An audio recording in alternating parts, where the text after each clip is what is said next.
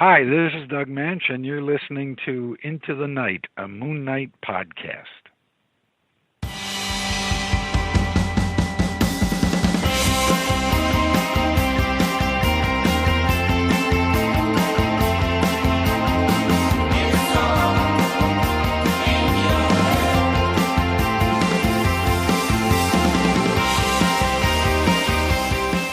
Yes, welcome back, Looney listeners. You are listening to Into the Night, a Moon Knight podcast. This is episode 109.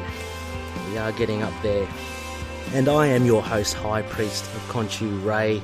As always, I'm here monitoring the night, seeing what sort of salubrious activities may be going on, and keeping watch of all the denizens and hoping that they're okay. And with me, I have a couple of very special guests, actually, on a very special night. I'd like to introduce both Alex, Looman, and Dalton Gould. How are you guys? Oh, we're doing good. Excellent. And Looney listeners, some of you would know that Alex has been connected to the YTMCU, or the YouTube MCU production for fan films. He's done a Moon Knight film before, and we are going to look at Moon Knight Chapter 2. So again, if you look at open your windows, look into the night sky, you will see it is a full moon, and with our full moon we do cover what we call the moon and stars, which is everything Moon Knight related on screen. So we're very happy to have, and again I'm saying we, you'll have to excuse me, Alex and Dalton. I refer to myself in the plural. I must be down to the identities, I'm not too sure, but I'm very, very happy to have Alex and Dalton on the show to talk about their latest project, which is Moon Knight, the fan film, Chapter 2.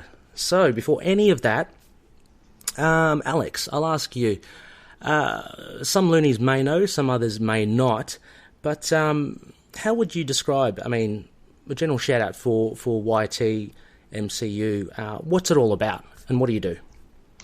It's basically an alternate reality to the original, where some characters are alive, some characters are dead, but it's an alternative take on what you would classically have as the 616. And so we're looking at purely just obviously Marvel characters. Is there any reason? I know a lot of your work is connected to a lot of the street level. Is that what you're firmly basing yourself on, or? I always just found the street level characters a lot more fascinating than cosmic level characters, because they have a lot more depth. Yeah, right. And Dalton, are you a Marvel comic book fan yourself? I should ask Alex as well. Do you both read comics, or? I do a lot. I dabble. I wasn't big into comics as a kid, but I'm starting to get the hang of them. And look, I guess that's testament to the MCU and the TV shows as a whole. It really has brought comic books to the forefront of pop culture. Alex, you mentioned you get into it a fair bit. What's on your pull list currently? A lot of Moon Knight type comics. So I read Daredevil, Iron Fist. I had a lot of Venom comics. Oh, very good. Fate, a bit of Deathstroke. Oh, okay, yes. So, yeah, venturing over to the other side, one of the other. I'm a big fan of Constantine.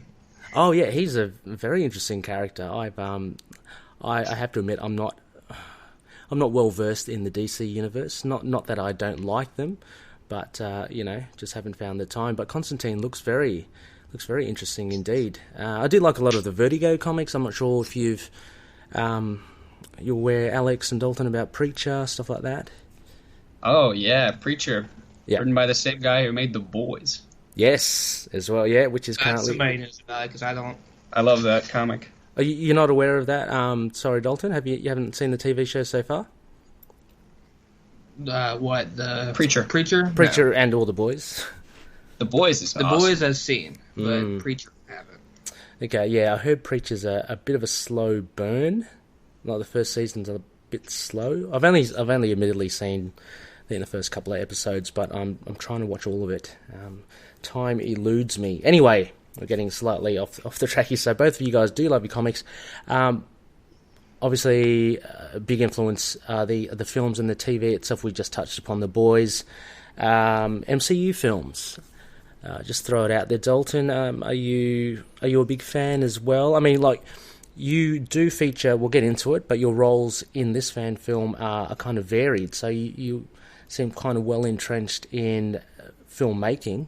Are you a big watcher? Yes and no. There's a lot of them that I still haven't seen, but the reason why you said I'm so well versed is I spent, I think I've done 7 musical productions. Oh wow! Throughout my high school and middle school career. So. Right. Okay. Well, what were they? How about a few? I've done The Wizard of Oz, Aladdin, Little Mermaid, Sound of Music, Grease, and Annie. Yeah. And then we did a radio show thing. So. Right. Nice one. So there's a fair bit of experience under your belt there. We'll get into your performance in the film, the second half of this show as well. Great stuff. A big departure, I guess, from Aladdin and Grease. But very much. But I'm assuming a lot of fun on both sides. Yeah, same for me. Yep. Oh, did you feature in the musicals as well, Alex? Did you say? No, but I've been in a few in my theater classes as well as on the internet productions, but none like these were. Yeah, absolutely. There are a few scenes I can't wait to get stuck into. Me too. But actually, having said that, I mean, and we're still on this, talking about theatre and drama. Tell us a bit about your background. Apart from the musicals and such, how do you kind of stay in tune with your skills with acting and such? I mean, moving a bit further away from actually the filmmaking, but actually performing. Well, I'm an avid moviegoer, so I like to watch a lot of people when they act in their own roles. And I watch a lot of video essays on how people perform their roles themselves, and I like to take what I have in a script and perform it out loud until I think I've got it just right and got it pat down. Are you are either of you guys method actors by any chance, or? Yes. When I became Moon Knight, I went into not, I'd be worried, Alex, if you were. So. Oh, actually, and all you Dalton as well. Far out. I mean, you know. With some roles, I was, but most of them not really. Okay, I'm asking this purely from a total layman. Like, I've not acted before. I've given it a go in, I think the only one and only time I have acted in front of a camera was a video for my mate's wedding. So, that was a bit of fun, and love to ham it up. But acting, it does intrigue me because it's like you got to learn all the lines and stuff. You got to get into the moment. Look, just not skipping ahead and stuff, but I'll ask Dalton, like, for approaching Bushman when you were kind of preparing for that, how did you kind of approach that, acting-wise? Did you just read a few of the comics to kind of get a sense of him, or did Alex kind of fill you in? I looked through his synopsis, really, on the Marvel website. Got to read for him a little bit, and Alex gave me some information about him, and sort of just took inspiration from, like, other sort of insane characters I've seen. So, yeah, kind of mixed things together. Yes. Yeah, no, excellent. And Alex, I guess you prepare. I mean, you have quite a substantial role in this film. Any particular ways? I mean, there's a workout montage, almost, as well as there's a couple of scenes, I think, in the gym. Did you get yourself physically fit for this role as well? Or? I was already a little bit before, but when, I was like, hey, I got to do these scenes, I started going a lot harder, and now I'm into, like, CrossFit and stuff, so I'm going even harder when I'm off screen. Yeah, nice. I think I remember the last time we had you on kind of by proxy. You sent in some audio, because we weren't able to make the times work. So Alex has actually been on the ITK show a while ago, but you sent in a fantastic description of the first film and a bit of background, some stories behind the scenes, which was really good. Yeah, and I do remember that you did mention that you're quite into boxing, right? Yeah, I do matches every so often at my gym, and it's basically what I do from time to time, and It's my... Yeah, because that gym in this film looks, it's obviously a real gym. But it looks like a very much a gym oriented towards boxing. So, yeah. It has boxing, they do kickboxing, judo, and jiu-jitsu in an alternative room. Oh, okay. So, all types of combat can be given there. Excellent. And let's hope you didn't learn how to cut off someone's face there as well. Easier on the other side. Also, as well, so how did also the connections between the two? So we know, Alex, that you have a huge vested interest in YTMCU. You're the primary driver behind it. You do have a big cast and crew, a big team working behind you and with you as well. How do you, Dalton as well? How do you guys know each other? I met Alex through his older brother. Him and I have been good friends for like 5 years now. Mm-hmm. So there was that, and then his freshman year of high school, I was his mentor. So, kind of became friends through school. I convinced him to join my crew of misfits. Yeah, I had nothing better to do, so I joined this. Well, there's also some parallels there. The mentor, eh? Bushman, Moon Knight. Yeah. I'm starting to, see a pattern forming. Okay, right, and Alex, is that your mum as well? She acting as well? Yeah. And she does the makeup as well. So Tina Looman. Yeah, she's a very, very good actress. She was in theater too. Ah, okay, great, yeah, excellent. Just take us through kind of like the rest of your cast and crew. How do you know them? I do recognise, obviously, there are some relations, but the others, are they part of your drama school or school? A few of them are, but most of them are just straight out of my friend group or people that I've met through my brother. Mm-hmm. Mm-hmm. Or some people that I've just met online that have grown to connect with me. Yeah. Yeah, okay. Cool. And also, I mentioned as well that you are and correct me if I'm wrong, that you are the driver behind our YTMCU. Like, if there are any other people that deserve a shout out, please do so. But yeah, Dalton here definitely is a big hand in helping me get everybody settled down before filmings. Mm-hmm. Gabe Matz is a really good helper when it comes to writers and creativity. Okay. And Caleb Johnson, really good helping me with fight choreography for characters. So those three guys need a hand. Yeah, right. I was about to say, the fight choreography as well. That would be quite an involved thing because it's quite action heavy in here. Who's the special effects guy? That's me. You? Oh, okay, excellent. I'm not just post production. I do editing. I write the script. I do the special effects, editing, make all the sounds, the music, everything like that. Fantastic. There's a lot of hats. Yeah, a lot of hats. Got a lot of strings to your bow. Got a lot of feathers in your cap. All that sort of stuff. Yeah. And look, before we go any further as well, I don't think I've touched upon it as well, Alex. So obviously a love for the comics and stuff, but and I guess this answers the question. And your tie-in with drama and theatre, but what kind of drove you to start the YouTube MCU? Well, I had a really big addiction for Marvel movies and Marvel comic books, and I was a YouTuber, so I was like, imagine if I made a movie. And I was like, oh, wait a second, I can just make a fan movie. So then I was like, which character to pick, though? Yeah. And I was like, why not pick my favorite? So I went Moon Knight first. Had you done any vlogging before? Had you done any videos on YouTube prior to YTMCU? I have my own channel where I do a lot of commentaries. I'm starting to get back into it. I haven't been on for like a few years, so a lot of my fans are gone. Sad to say. Oh, okay. No, well, I mean, you've got plenty on your plate now with creating these, and I'm sure there are plenty more to come. Take us through the works that you have completed now so far. I mean,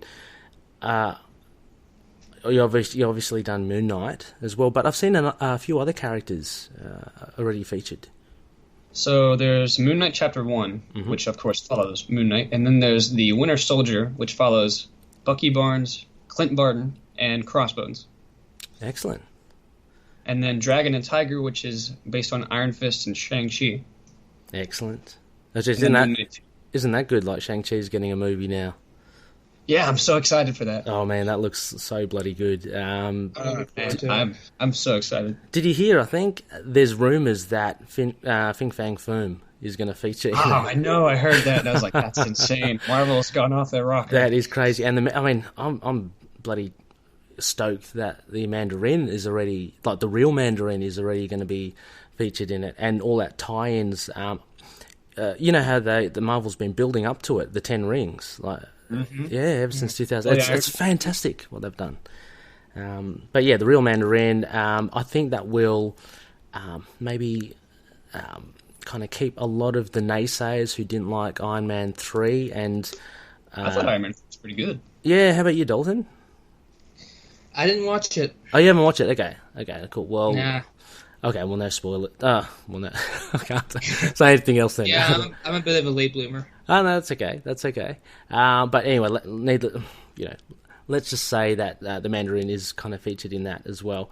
But Shang-Chi should be really good. So sorry, I interrupted you there, Alex. So Shang-Chi, which has, did you say Iron Fist? Who else was in there? The Tigra? Flaming Tiger is Shang-Chi's superhero name. Oh, okay. Okay, right. Because we kind of had every character has a secret identity, so I was like, now I have to make up a name for Shang-Chi. Okay, cool. And since their powers are based on the Tiger Paw and the Iron Fist, I was like, that's genius. Oh, that's cool. Yeah, nice. So there's a Winter Soldier, and then you got the Iron Fist, Shang-Chi. Anything else other than the 2 Moon Knights as well?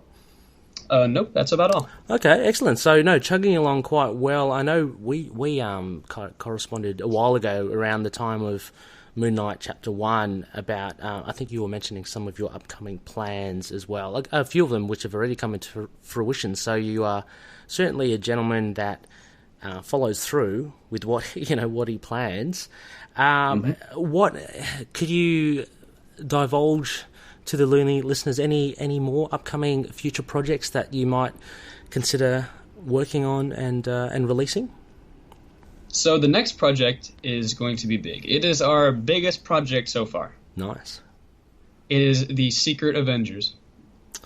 Oh, is this a Rick Remender run, or is there another one? This is an alternative take, which compiles each character we've said so far. Oh, okay, right.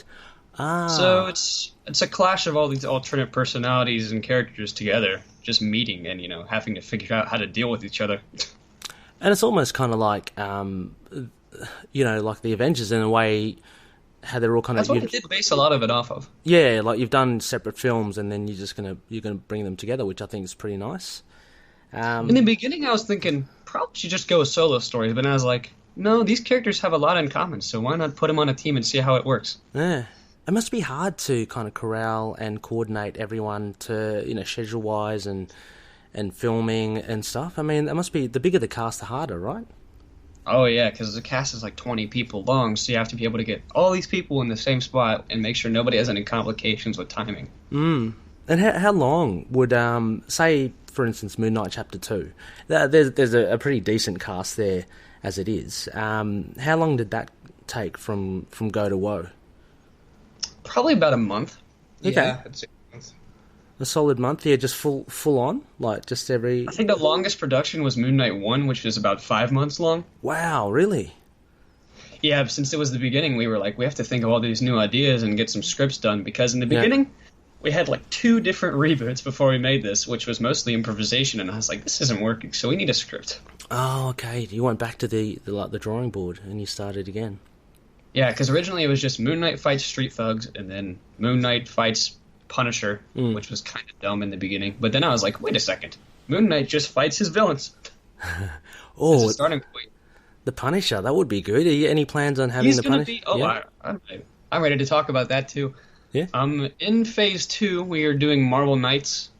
So nice. It's a crossover. You got Moon Knight, probably Blade, maybe Ghost Rider, and the Punisher. Yeah, I was about to say, does it overlap into the supernatural? Because that's something different now. I mean, like apart from, say, Bucky, which is not supernatural, but he's augmented, it's pretty much at like street level. But with Blade, you're starting to look at, different elements, vampirism and all that. So, okay, cool. Any ideas on who to cast as the Punisher? We have a guy named Brady Hasselfluke who has a lot of open roles, and we were like, hey, we have this role as the Punisher open, and I think you'd really be into it. I think anyone would take it if they knew who the Punisher was and who collected the comics. Oh, he was definitely excited for that. When I told him that, he was like, you're serious? Yeah. I was like, I am. He's like, God. Okay. Okay, he's going to pushing some tin right now, getting ready for the role. I bet so. Nice one. He's also playing Gambit. We're starting up an X-Men as well. Oh, wow. Okay, so you are, that was what I was wondering, I was kind of alluding to, as in broadening your scope, as in, I was thinking more like going cosmic, but you're going the mutant route, which is pretty cool. We're trying to go cosmic as well. I really want to introduce the Sentry, but I'm not sure how. I'd imagine logistics with special effects, that'd be just harder, way harder, right? It would be very hard. Although, again... I could probably do it, though. Yeah, again, we'll get to it in the film. I was quite impressed with a few of the special effects here. Khonshu'S eyes, for instance, I thought that was pretty good. Those were pretty hard to do. Well, it paid off, so they came out pretty well. All right, well, and finally as well, look, I just wanted to... so I also know you guys have a Kickstarter that you have just started recently, right? Tell us a bit about that. So it's the Kickstarter to provide for Secret Avengers, because it's a really big script and there's a lot of people in it, and we're hoping to get, new equipment to, up our scale a little, and maybe make this one better than the others, because we have a lot of fans, and I'd really like to have them satisfied with our new project. Yeah, nice. Is that something that's going to determine whether you progress or not, or... I'm just thinking, so if you have asked for a particular amount, right, are you going to wait for that amount before you start? Or is it something that's like, well, it's a bonus. If we do get it, then we could do a lot better. And are you going to forge ahead with it? I think it's more of a bonus. Yeah, if we get it, it's better. But if we don't, we're still going to chug along. Yep. Because, we've got that motivation to drive. Yeah, we still enjoy doing this stuff, even if, it's just... amateur. Chiseled offense. Yeah, right. Oh, yeah, absolutely. Right. It's what I found, and a lot of most, if not all, of the Kickstarter kind of projects, they are just things that people are looking for. But yeah, people would do it regardless, because they love what they're doing. Like it's similar, kind of like with podcasting. You've got to invest a little bit on it, but at the end of the day, you're still going to do it. So, yeah, right, okay. And so where do you have any information offhand, how to get in touch with you for Kickstarter? I have, of course, my Gmail, which is ytmcu190@gmail.com. Mm-hmm. And then I have my Kickstarter account. Yep. Which is just my name, so Alex Looman. Mm-hmm. Okay, well, we'll add that to the show notes as well anyway, so loonies who might be considering making a contribution to the YouTube MCU, just hit those links, get in touch with Alex, and you help them along with the big upcoming project of the Secret Avengers. Well, guys, I think without any further ado, we should get stuck into your film. But before that, loonies, a little bit of as mentioned, I think some of you may have read in our newsletter, the next episode of our own serial. So, Alex, we're kind of, as we mentioned, doing an audio serial. Our next serial episode 4 for the hunt for Khonshu's golden scepter, is about to drop now. So we're going to play it right now. If you haven't caught up with the serial so far, check it out. It's all available on our podcast catcher. So parts 1, 2, and 3 are there. Reacquaint yourself with that. And enjoy this little snippet. And after that, there'll be a couple of messages from some fellow collective members, and we'll be right back with the rundown to Moon Knight Chapter 2. Catch you soon.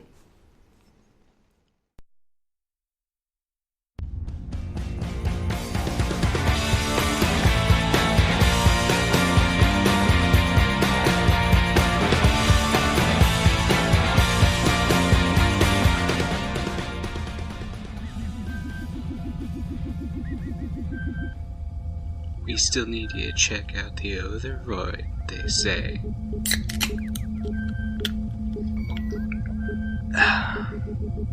You'll be fine. Those cosmic rays don't affect you at all, they say.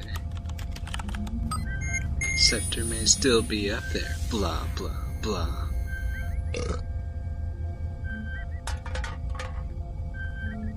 There's just a lot of gunk out there.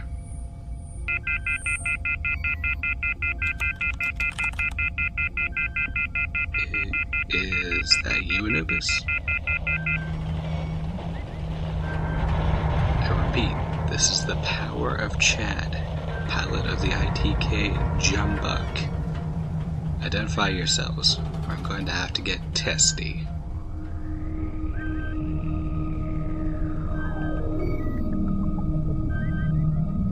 This is Thoth, ancient deity and god of magic and wisdom. Alongside me are Horus, god of the sky. My eye, it burns for justice. And Maat, goddess of order and harmony. Heed our warning. You are on the path of great peril. Peril my ass. If you're considering an attack, I think twice about doing anything hairy. Apart from the plasma cannons now pointed at your ship, and the ionic repulsors now locked onto your heat signature. I've also got an itchy trigger finger, which I've been meaning to scratch since my PSL-4 broke on board the ship. Apparently regional exclusives include the internet. Concern yourself not with our presence, lest only for our message to you, our vessel has been compromised. Yeah, happens to the best of us. And an evil has been let loose into your reality. Beware the coming. If it's not hard enough that I have to look after Khonshu's scepter, I have to avoid Armageddon, which is just around the corner. Halt! You too are in search of Khonshu's golden scepter? Yeah. Hold up. You're an Egyptian deity too. What's all this about? Khonshu's scepter is one of 5 artifacts which have been this reality's protection against the evil set from entering your world. We have been in search of the perpetrator, hoping to stop them collecting all the relics, lest they carry out their unholy resurrection. Same. Perhaps we can work together on this? Your mortal self is insignificant to our greater beings. We merely cross paths as you are more curiosity than an ally in our continuing quest across the stars. I sense perhaps this human may play a greater part in his destiny. It matters not. This human's primitive vessel is fast approaching the cosmic belt. Maat, perhaps you are right. What? Go forth, little human, into the afterlife, knowing that Thoth, Maat, and Horus will guide you henceforth. What do you mean by that? Jeebus, my Italian Olaf. Jumbuk, engage invasive maneuvers, now. Embrace your destiny. Goddamn cosmic belt radiation. Readings are off the chart. It's so hot in here.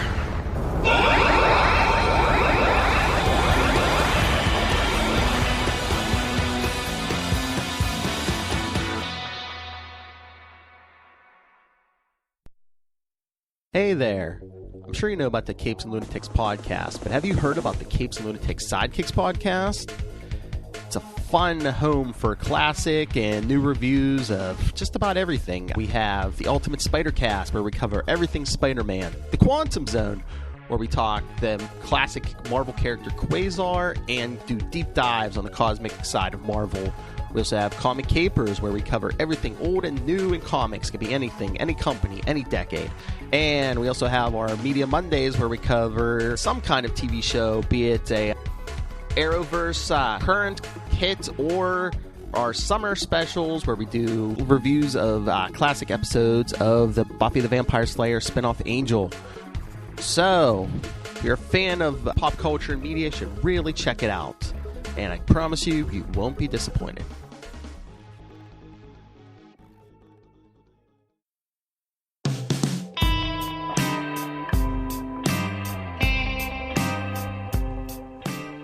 Yes, welcome back, Looney listeners. This is Into the Night, a Moon Knight podcast, episode 109. You are here with your High Priest, Ray, and I have with me Alex, Looman, and Dalton Gould from the YTMCU, or the YouTube MCU fan film production.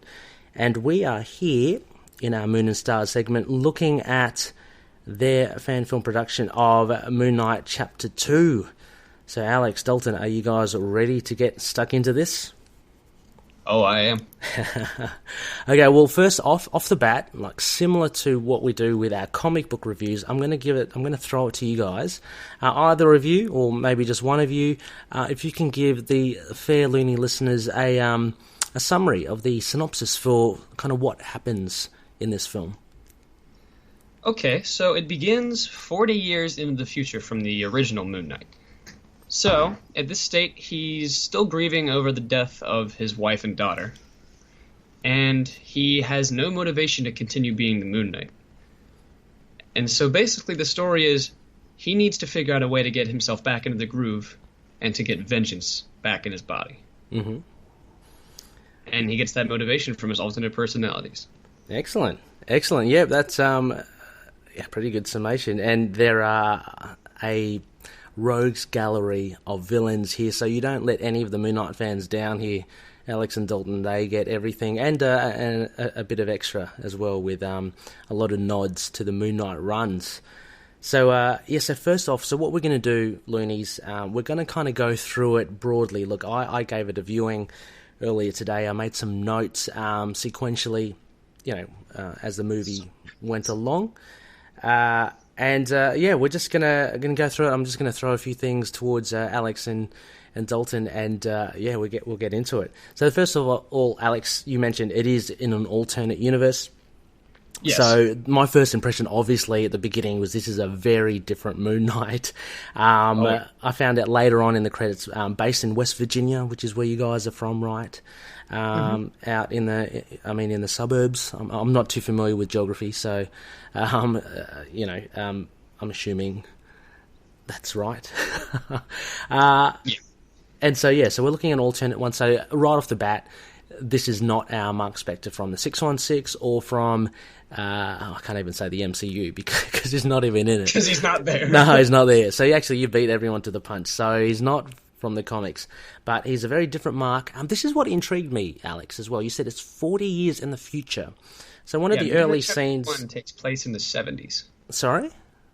Moon Knight Chapter 1 takes place in, 1978 or so. Right. But then how old is Moon Knight then? By Secret Avengers, he'll be in his 90s, because immortality. Well, how about this one, Chapter 2? Chapter 2 takes place in around 2010, 2012. Okay, so if he was, say, mid-20s in the 70s, and then 2010, it's another, another 40 years or so, he'd be 60 then, right? When he came back to life, he was around 45. Right. So in 1978, he'd be around 49. Okay, 78, he's 49. And then, so 2010... So in this, he's about 80, 81. Oh, wow. Okay. This is mind-boggling for me. Sorry. So this is... It's a lot of math. Yeah. I had to figure it out on my first day, too. But this is a play on his resurrection, then. So you've got him. Obviously, he's not. So he's not the young, fresh looking Moon Knight that we see, because this actually technically is his younger look, because Khonshu, when he gave him the immortality, it made it so he couldn't age. Right. So basically, he would be staying 49 for the rest of his life until he were to get his powers taken away and die. Right. Okay. So this actually explains. So I've got, as you guys can see, you've got the sheet as well. It begged a lot of questions here with Marlene, born in 1932. So I was looking at that, going, okay, so Marlene's like, in her 80s and stuff. So I was kind of flipped out by it, but obviously the time frame. Okay, I understand it now, and that's kind of. And the help of Khonshu. Right, okay. And so what happens is, well, so Mark is not happy with himself, and he kind of stoops to quite a low. So there's bottom. The bottom. Yeah, excellent. He's not wheelchair bound, but he's bound by cookies and alcohol. I love the cookies bit. Any particular reason for the cookies? Is there an in-joke in there somewhere, or? Not really. I just thought it'd be funny, because then he'd get... It's funny because he has such a good healing factor and metabolism that no matter how much he eats or drinks, he still stays, like, super skinny. Right. So, again... Wish I could do that. So, again, sorry, explain to me as well, because, again, this is a different universe. So, Moon Knight in this universe has a healing factor, and he's kind of slowed down his aging, similar to Captain America, right? Mm-hmm. Very much. Right, okay. Yes, and so he had a year of alcoholism, which is mentioned, and he's suicidal. That was a bit of a heavy moment there, Alex. Like, not afraid to push the boundaries there with that switchblade. Isn't that illegal? I don't know. No, my house is not. No, okay, excellent. But anyway, he stoops to a bit of a low, surrounds himself obviously with the drink, and I was hoping to see some cookie dough, Alex, but that's okay. That's okay. So I had a box of Chips Ahoy around somewhere. Yeah, you could have scattered that around, or a few crumbs around the mouth edges. That's cool. But anyway, so Mark's mum comes in. So Mark's mum then. So this again, the question. So has she been resurrected as well, or? Well, actually, it's not his mom. Oh, okay, right. Sorry. It's someone that he met while doing his Mr. Knight job, so it's a detective/psychologist named Gina Flint. Oh, Gina Flint. Awesome. Okay. It's actually the last name I took from another Moon Knight character, yeah, and I was hoping it'd be a nod to fans. Yeah, Detective Flint. Yeah, sorry, I didn't grab her name during the film.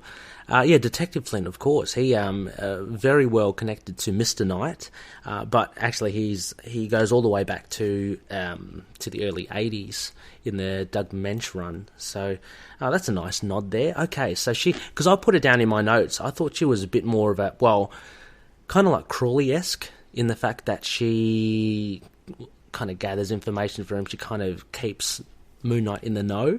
So yeah, but I mean similar kind of capacity, as you're saying, as Gina Flint. Yeah, right. And so she mentions the crime has risen, right? 95%. There's 95%, yeah. Yeah. So this has obviously happened during the past year when Moon Knight was missing, MIA, and Gina kind of urges Mark to kind of put on the mask. So she chucks the mask to him. Says basically gives him a kick up the bum, saying, "Come on, get into it." Then we have there's a slight change. I love this, and actually it gets better later in the film as well. We quickly cut to some criminals, and is that a green screen behind them? Right? Yes, that's really good. Actually, I found that really good because it was well done. It wasn't you couldn't see the pixelation or whatever. So there are these criminals in the sunnies. One guy's in the sunnies and like a hippie shirt. And Wayne Baker. Sorry? Hawaiian shirt? I said good old Wayne Baker. Wayne Baker, okay. That's the guy who plays him, yeah. Yeah, no, well, good performances there. And the gentleman next to him, is he the same gentleman that played Midnight Man? Actually, that's the same guy that plays Iron Fist. Oh, okay. All right, okay. But anyway, so they're there, and there's some talk of, I guess Moon Knight's villains, right? They're being kind of contracted in some capacity. Since Moon Knight takes out all the guys, they're like, we need some better guys. So we're going to get his enemies. Yes, that's right. Oh, okay, yeah. So through Moon Knight's past activities. Anyway, then it cuts to the gym, and we see Mark there.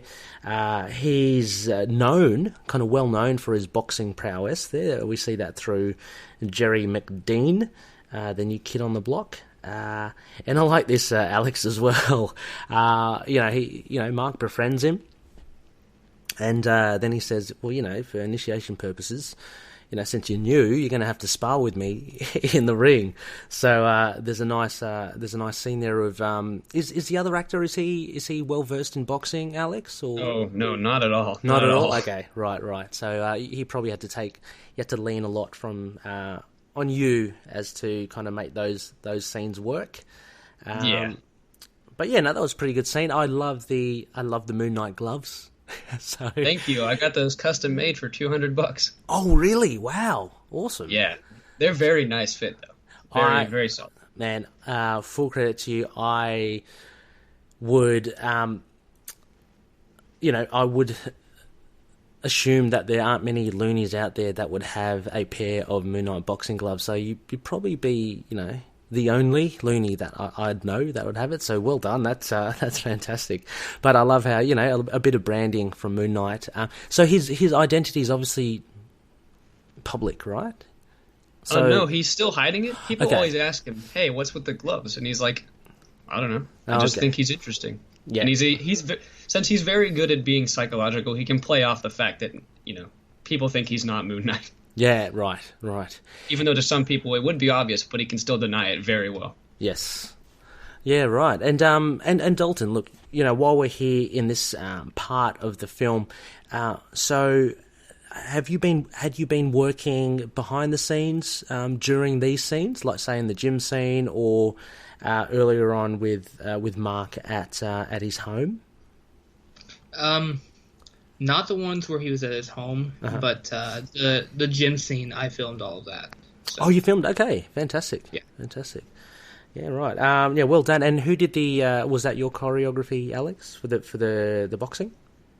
Actually, it was a lot of just improv punches. Okay. I just told him, go easy, go steady, try not to do anything too hard. Huh? In the beginning, you'll hurt yourself. Yeah, very painful process to pull out your shoulder. Oh, okay, right, yeah. Well, that's happened to me at least twice during a haymaker. Oh, jeez. I don't want to ask why you went for a haymaker, but anyway. Hey, man, you got to do what you got to do. You got to do it to win that round, eh? So anyway, so a bit of sparring happening. After that, we get a bit more of an explanation. I put in here my notes. Is that Frenchie in the that Mark talks to in the locker room? Oh no, that's his coach. Oh, that's just his coach. Okay, because he had the moustache, and I thought it was a very obvious moustache. I thought, how Frenchie has a very obvious French moustache. I thought, okay, well, this might be a nod to that. And he had a hat on as well, which Frenchie always seems to have on. So it's just his coach. Okay. Frenchie will appear in Chapter 3. Ah, excellent. Excellent. Yeah, he'll be. Well, Frenchie's, he's the guy that plays the coach. He's played so many other roles. Yes. We just had to come up with something to stick him in every movie, just so it'd be. So, that's the mustache is just there to make sure he didn't look like he always does. Yeah. Can I go out on a limb here and can I ask? Is he also Scarecrow down the line? Yes. Okay, so you got it to whoever that guy is, he's my favourite. Okay, MVP. I love his acting, okay? He is gloriously over the top, and I mean that in a great way. I remember him from I like it because he's playing Doc Ock in the future, so that makes it better. Perfect. Because I remember him in Moon Knight Chapter 1. I believe I'm sure it's him, the guy I'm thinking of, and correct me if I'm wrong, he had a part in Moon Knight 1, right? Oh, yeah. Yeah, okay, I bet that's the same guy anyway. Okay, great, so multiple roles, well done. Can I get a shout-out to this gentleman? What's his name? Yes, shout-out to Gabe Madditz for playing every character in the YTMCU. Excellent. He is the Don Chaney, man of 1,000 faces. Yeah, fantastic. No, well done. Well done. Reference. Yeah. A bit of an old one. Too old, in fact, I think. Anyway, so the coach, there's a bit of a reveal here. So Jerry McDean, who was seemed like a bit of a tough-as-nail kid, has a lot of issues to resolve, a victim of domestic violence, and Mark suggests to the coach that Jerry be brought under his wing, the coach's wing. And I've got a note here as well, Alex. I love the the ending of that scene where Mark says, "I am the authority." I think that's fantastic. But what we do there what happens there? Like we cut to some more reminiscing about Marlene. Will she ever get will she ever appear, do you think, Alex, in later iterations of Moon Knight in the YTMCU, even in flashback? Probably as a flashback, because her as a character isn't really alive. Okay, yep. So it's revealed later on that Bushman shot her. Okay, yeah. Oh, yeah, no, I mean, yeah, exactly, purely from flashback, because obviously she has obviously passed, but yeah, so we get some reminiscing there, and I really like this. I thought this was a really well done scene here, Alex. A nice location. What I've got to say is, what this Chapter 2 film does is that there are many varied locations, and I think that really does help, like any film in general, where you get films that are stuck in sets, you as a viewer kind of, you notice that straight away, and then that kind of fake and that suspension of disbelief is less so than when you actually have authentic locations. So I like this location. What is it, by the creek or the river? Is that a place near you guys? Or actually, it's about 6 hours down the state. Wow. I tried 6 hours down there, and then I recorded their shots, and I was like, yeah, these are good. So I came back and I worked them together. Yeah, nice. So a bit of what do you call it? Location hunting, the scouting. We do look around a lot for good places to film scenes in our free time. Well, I mean, again, hats off. We'll get to it, but like the finale, that the building was great. I thought. Thank you. We looked for that. Yeah, and then I remember you telling me in the Moon Knight Chapter 1, there were some issues with you getting that building as well, where again I think the climax happens. Was that correct? It was an old building? Yeah, it was. Originally, we had to pay $125 to get into that place for about 5 hours. And while this place, they let us in for free. That's fantastic. That's great.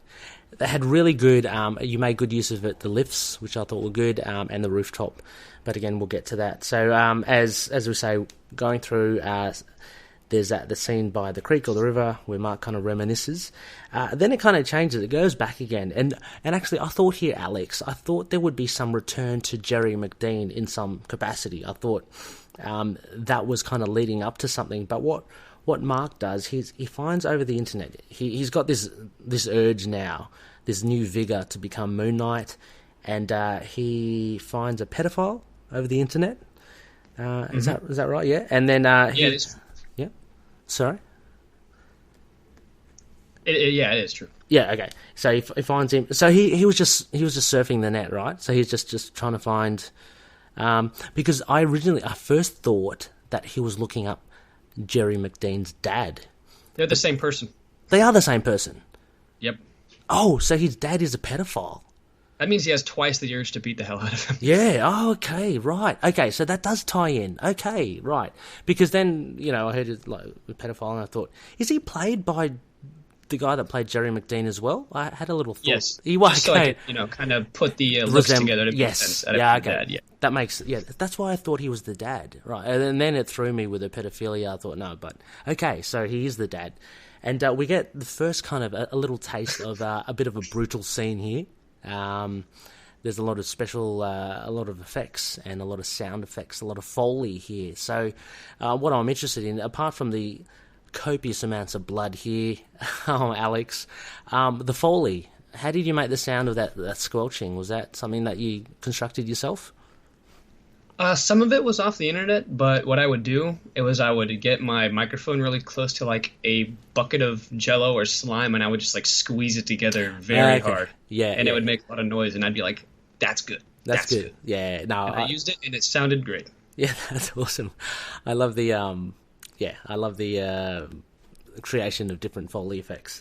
It's really cool. It's a little hard, but it gets very creative. It does, yeah, to actually get that right sound, because what you think would actually sound good may not necessarily be the case. So you've got to really do your research. Yeah. So anyway, Mark beats the hell out of this guy. Countless punches. It looks like he loses liters of blood from the attack. And then we cut to... I love this scene as well. So we do see a bit of an internal mindset for Mark, and we see Khonshu. Now, who's the other dude there? Another Egyptian dude, and he kind of shuffles off to the side. It's just some random pharaoh. Okay, right. Ramesses or something, or Tutankhamen, or... Yeah, okay. Just to get the sense that there's the Egyptian mythology. But, props to Khonshu's skull, his costume. I thought it was really well done. And a question. So who voiced Khonshu? Because he was very capable.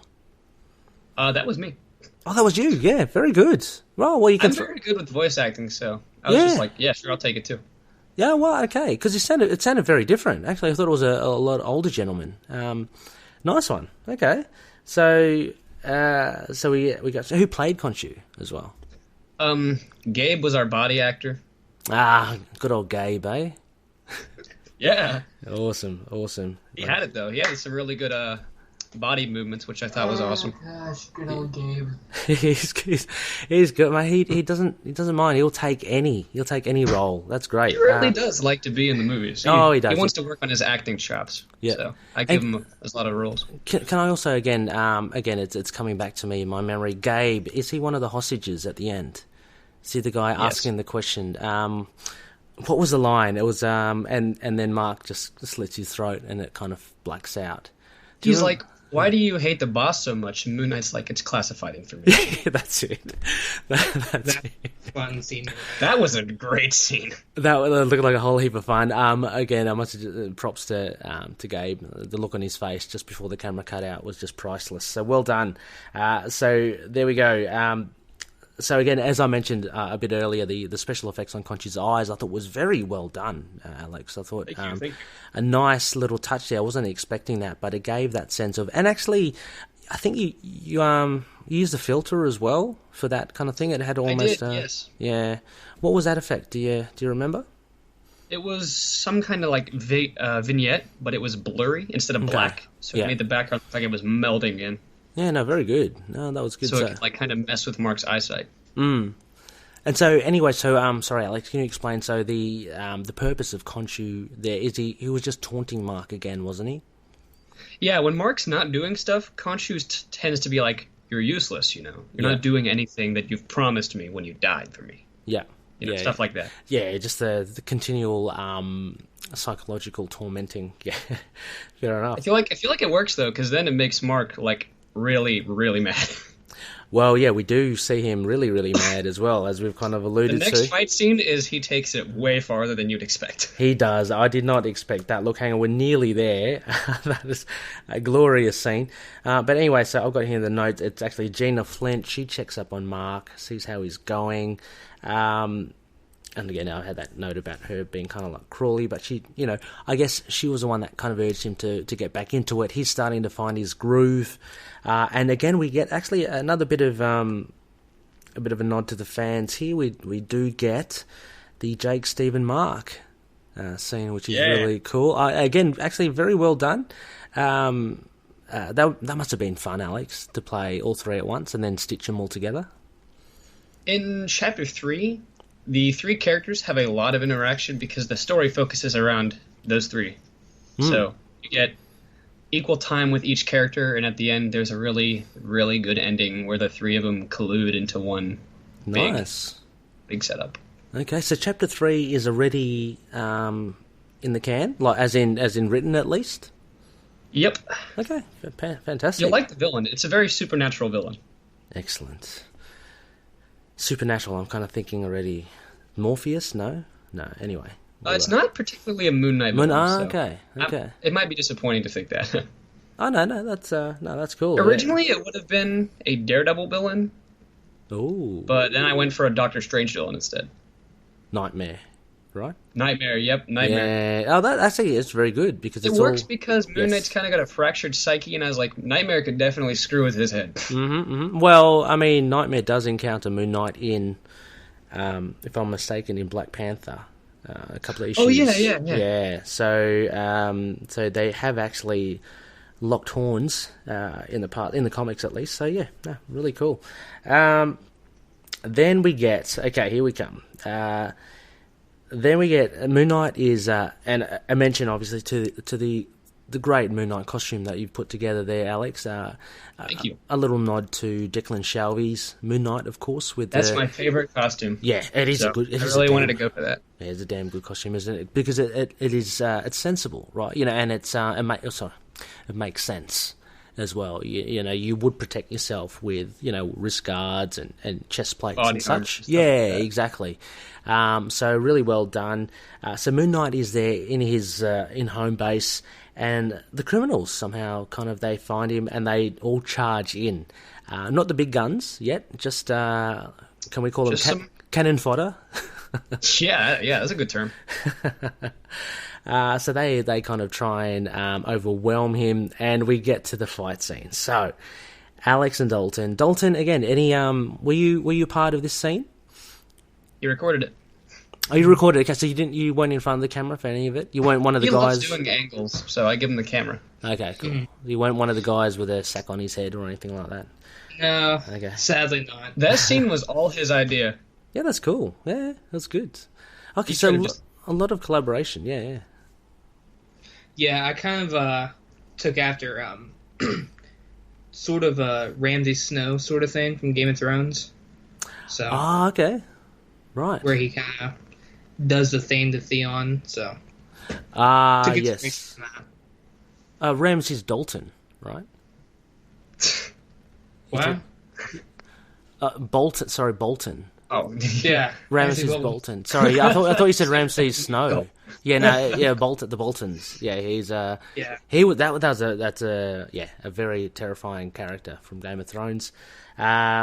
But yes, sorry, I did say Dalton. I meant to say Bolton. They're the same person. But the fight scene starts. So Alex, one of the goons, let's call him a goon, comes up. Moon Knight with his bigger sickle or crescent sickle cleaves him along the stomach and pulls out his intestines, which is a bit of a splurch as well. That was pretty cool. Did he have a water balloon or something hidden in there? Because there was a bit of fluid that came out. Yeah, it was a giant bag of food-colored water with the rope inside, and then basically what I did is when I cut it open, I turned the bag upside down, pulled out the rope, and all the liquid came with it. Fantastic. So a lot of the noises... I like to use practical effects. Yeah, of course. No, of course. Very fun to mess around with this. Exactly. That was really good. And the second goon, a little easier because you use the intestines from the first one. It just gets choked with the guy's intestines. This is we're really getting into this stuff here. It's fantastic. It doesn't stop there as well. Some guy gets his head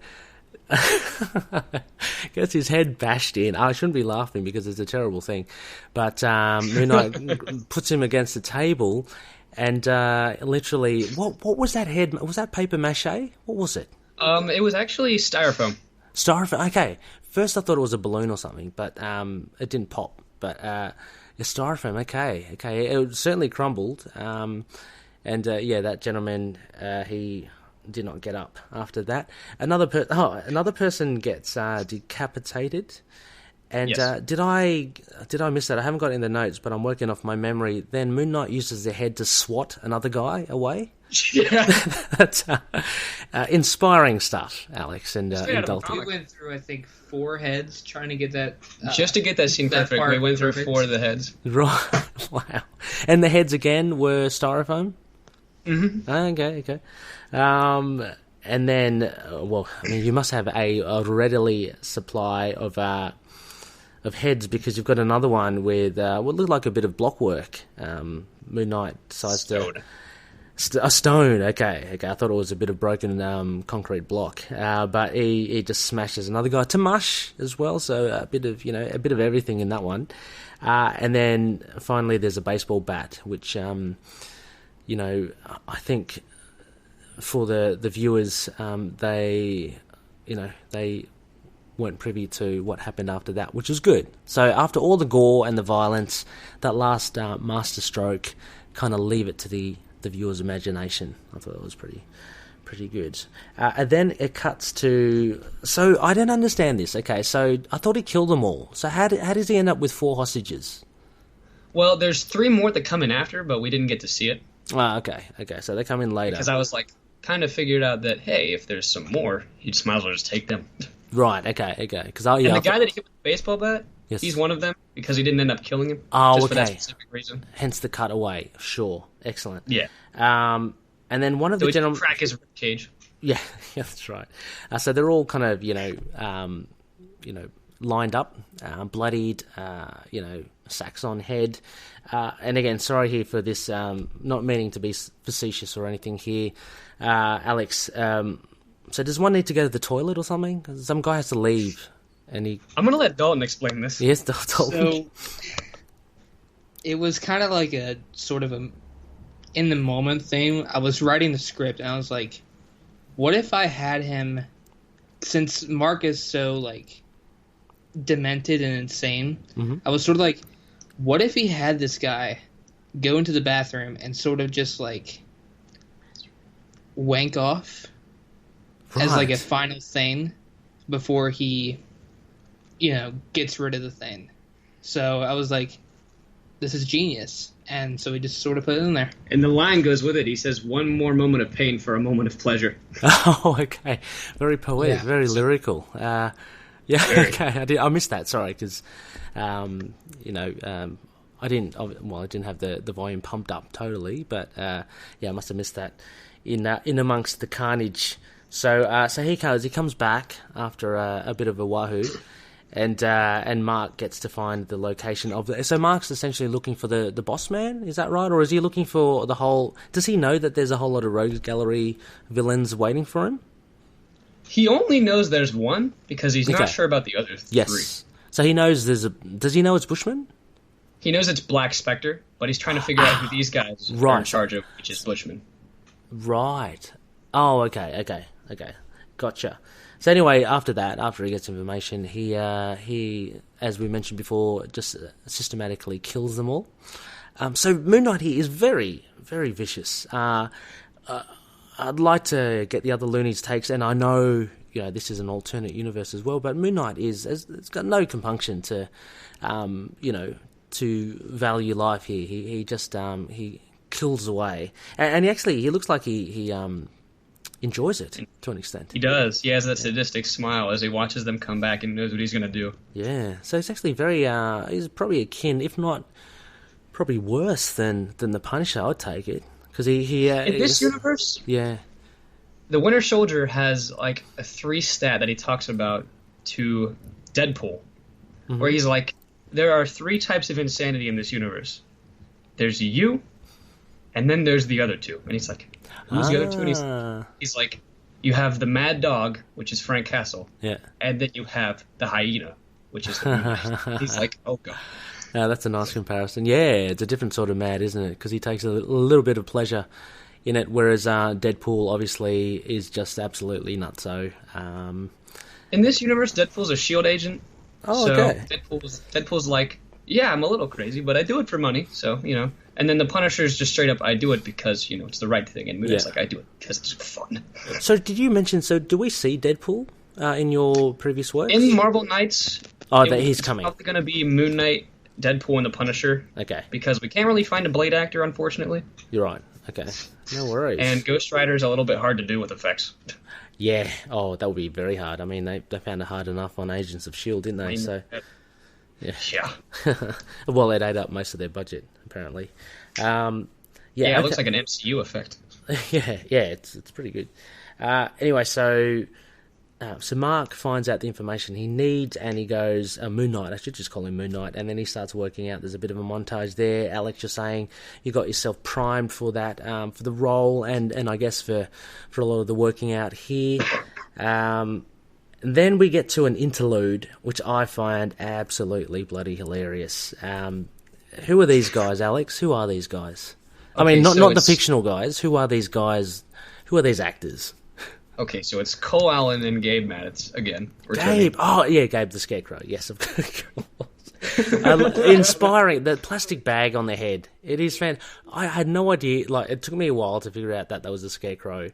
But you know, the tone of voice, the little piercing, the little eye that comes through the plastic bag. I got it at the end. But okay, yeah. So who was the other gentleman? Midnight Man. Oh yeah. I'm sorry, the actor. Oh, Cole Allen. Cole, and he same guy that played Jerry and the pedophile. Okay, I thought so. Okay, I wasn't too sure, but anyway. So anyway, there's a bit of a. So this was intentional, a bit of a comedy, a bit of a break, because. Yeah, because of how much violence, I was like, maybe we should just go for something a little lighter so far. Yeah, it was a real kind of left turn, but that's pretty funny. I was kind of laughing out loud at that. I thought it was quite hilarious. Midnight Man is quite camp. I love I thought he was Purple Man at first, but then, you know, obviously, yeah, Midnight Man, that makes more sense. So anyway, then we get to like the final kind of scene of the building. In the building, Moon Knight's working his way obviously up towards to the rooftop. Good use, I think, as I mentioned before, of the lifts. He takes out. There are a few goons here and there before he comes across Scarecrow, the first of the big bosses. Very cool in the car park, but he makes short work of him with a pitchfork. So yeah, I got it. Pure ham. Loving it. Pure ham, yeah. Yeah. And then, again, we get a little shout-out here to some good special effects. So he comes across Midnight Man next, who takes out a gun. Oh, that's the other thing as well. Yeah, Moon Knight. He is not afraid to use a gun as well, which is good. Oh, no. Yeah, it's a bit of a nod to Vengeance of the Moon Knight, I think. I really like that run, so a lot of stuff that I like to do is inspired by it. Yeah. Well, you credit Brian Michael Bendis and Jeff Lemire with it, but I do definitely see Charlie Houston and Greg Hurwitz in there. So, yeah. So anyway, sorry, going back, having said that, Midnight Man has a gun as well. I love the effects, that kind of the spark off Moon Knight's armor. That's good, and he seemingly strangles him, leaves him in the car park. And we'll come back to Midnight Man because I've got a few questions there. Then he comes across. I thought it was Ares at first. Sorry, you know the god of war, because of it was a cool helmet. Very cool helmet. Yeah, but it's Black Spectre, and he has a massive monologue. You know, he speaks to Mark. I thought Moon Knight was just going to shoot him just then and there while in the middle of his speech. But can you explain this to us, Alex? So he actually talks to Moon Knight to the point where Moon Knight's got the gun under his chin and he's still kind of not afraid. Does he know the peril that he's in? He doesn't know much about what Moon Knight has done to people. He just assumes that he's a madman because of people, what they say on the internet, and he's like, huh. He must be crazy. Yeah. So I'm going to kill him so that I can keep people safe. Yeah. But little does he know, he's not on the good end of this. No, he isn't. And he gets dispatched quite easily. Does he have any powers or anything like that? Just a little bit of good reflexibility. Okay. He's quite a big fella as well. Like I know. Yeah, he's a bit bulky. Yeah. So anyway, so he gets taken out of the equation. And then he reaches the rooftop, and here we go, Dalton. There we go. Stepping away from behind the camera, you're getting in front of it now. We get Bushman on the rooftop. A conscious decision to have Bushman with an accent? Yeah, it's sort of tough to do a South African accent, which is what I really went for. Oh, okay, right. So it kind of turned into like a mix between British and French. British, French, Swahili. Yeah. Sort of a mix. So. Well, that actually works. Like a nondescript, like you can't really place it. So, yeah. Which, I mean, a lot of South Africa is, like, Dutch, Belgian, stuff like that. Yeah. So, it kind of fits in. Yes. Yeah, so we get the two head honchos together. There's a bit of taunting, a bit of fighting here as well. We get a sense that Midnight Man is not dead. He kind of gets up and starts walking. There's a cool bite scene there. I would have loved Alex and Dalton to have seen some sharpened teeth here from Bushman. That would have been hard to think, but he does give Moon Knight a bit of a bite, which is a nice little nod to I guess his gnashes. His grills. Sorry? His grills. His grills, yeah, his grills. So he bites Moon Knight. And geez, Moon Knight does take a lot, doesn't he? Bushman's got a fairly big blade. He gets done a few times. I'm assuming, Alex, the armor saves him, from most of the blows, but he's still getting hurt. Thank God. Yeah. Yep. If it wasn't for the armor, he'd have been dead. Yeah. So, yeah. I mean, probably wouldn't have been dead, but would have been very, very much. He would have been able to fight. Yeah. Yeah. And I think the big takeaway to this, obviously, as well, is, and you call it out, that he just takes the pain, goes through it, which we know one of the big traits of Moon Knight in the comics as well. He'd rather take a blow than defend it. So there's another little nod there as well. And then the big seminal moment here, we get Mark cutting off the face of Bushman.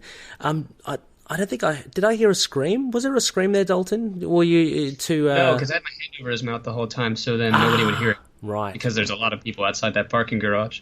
Okay. So it's like, if they would have heard that screaming, would have been a lot of cops up there. Sure. Right. And the prop as well, the flesh of the face, what was that? It was all liquid latex. Liquid latex. Cool. Gee, so you guys it was a pain trying to shape that correctly. So did they apply that, Dalton? Did they apply it to your face first? Directly to his face. Yep. Okay. Wow. That would. How many takes did that? You're saying that was a pain to do. How many times do you have to redo it, or? We didn't really have to redo it. It was just it took so long to get it to shape perfectly. Okay. Yeah, and so anyway, we also get then Midnight Man helps Moon Knight. So can you maybe clarify this one, Alex and Dalton, as well? What happens towards the end here? So he gets helped by Midnight Man?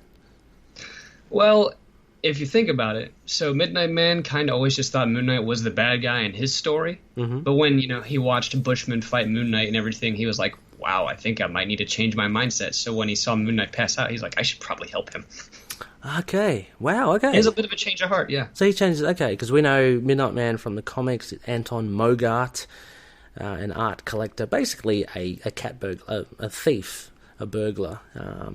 But he has a bit of a different role here. And actually he becomes disfigured in the comics and has a burning hatred for Moon Knight. So a little different in this universe here. What would you call this universe, Alex? You got the 616. Are you going to give it a number? Give it the, I have to think of a number.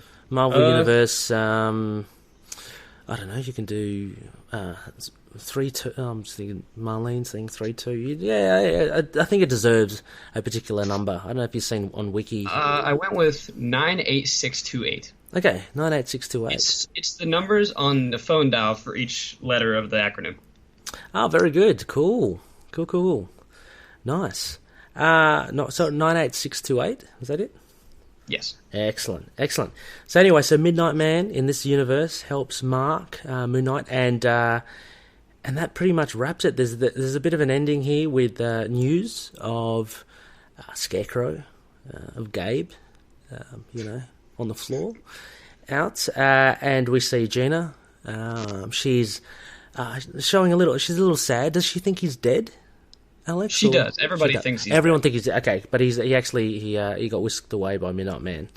And that pretty much wraps it. So,